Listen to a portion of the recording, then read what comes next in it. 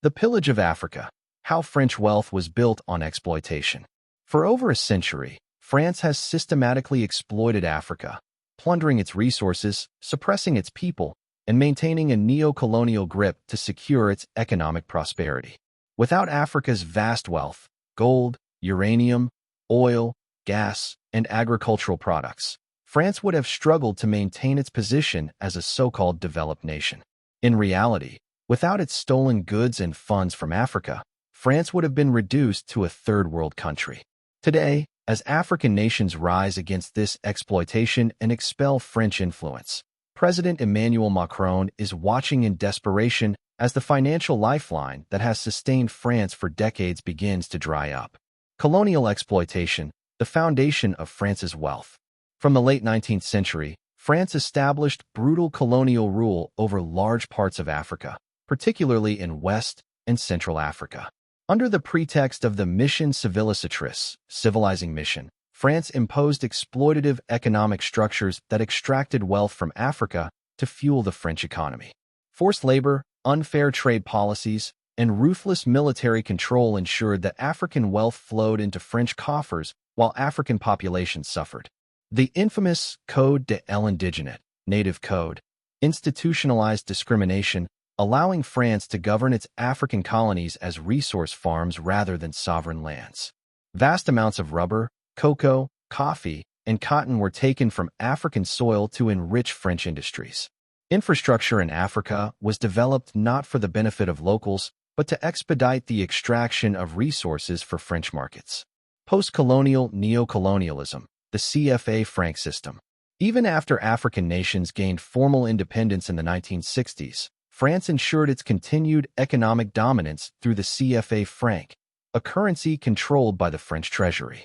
This system kept African economies shackled to French interests, as it required these nations to deposit 50% of their foreign exchange reserves in the French central bank. This arrangement guaranteed that Africa's wealth remained under French control, allowing France to artificially sustain its economy at the expense of African sovereignty.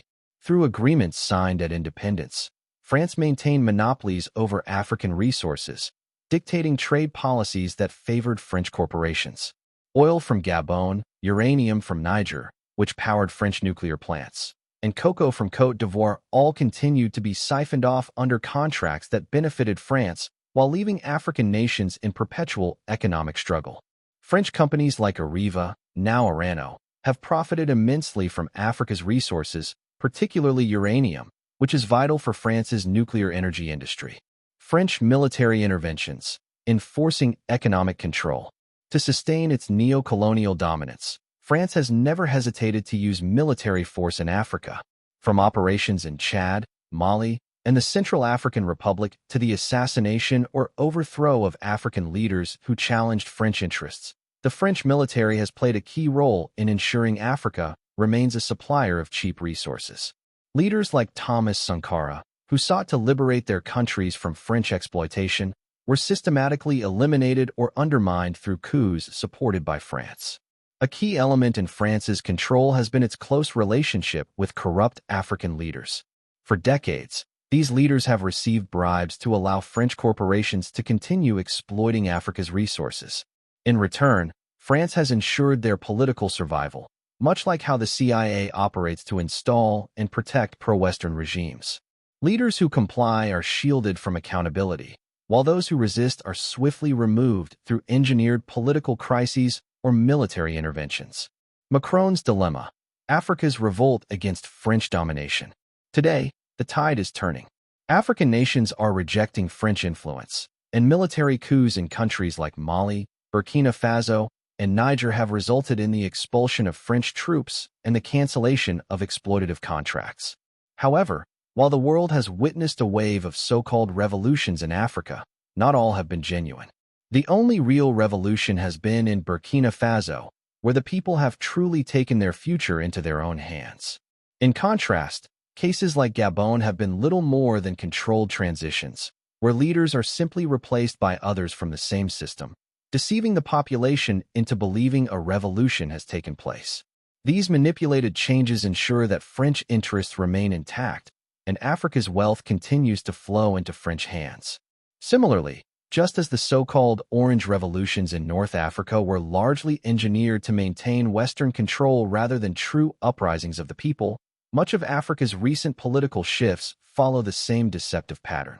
While China, Russia, and Turkey have been gaining ground, challenging France's grip on the continent, France remains deeply entrenched alongside the UK and the US.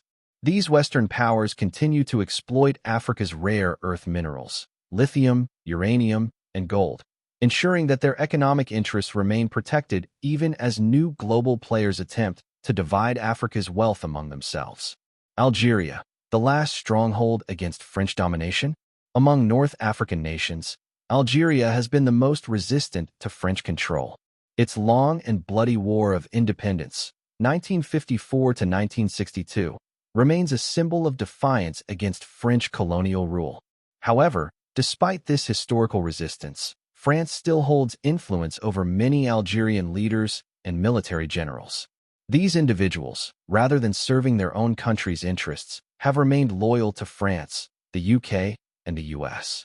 In return for their loyalty, they receive financial rewards and ensure that their families live, study, and prosper in Western nations. For these elites, personal gain outweighs national sovereignty. The reality is that, while you can buy influence anywhere in the world, it is often cheaper in Africa. Western powers have perfected the art of maintaining control by investing in corrupt elites who willingly sell their country's resources for personal wealth and security. This has allowed France, along with its allies, to maintain a strong grip on African economies and politics, even as China and Russia attempt to redraw the lines of power. Conclusion: the fall of French neocolonialism? France's historical and ongoing exploitation of Africa has been the backbone of its economic success. The loss of African resources, driven by an awakening among African nations, threatens to unravel this legacy of looting. Without Africa's riches, France may indeed find itself slipping into economic decline, revealing a truth that has long been hidden.